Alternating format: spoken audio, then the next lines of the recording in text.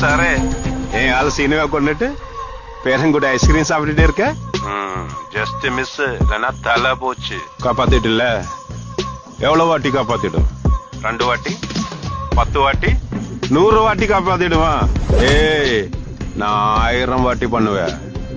உன் பேரனோட தலார்த்த உனக்கு பார்சல் அனுப்புற வரைக்கும் எனக்கு உறக்கமே இல்ல சாரே. മനസ്സിലായോ? அல்ல புனா பாட்டா போடுறா.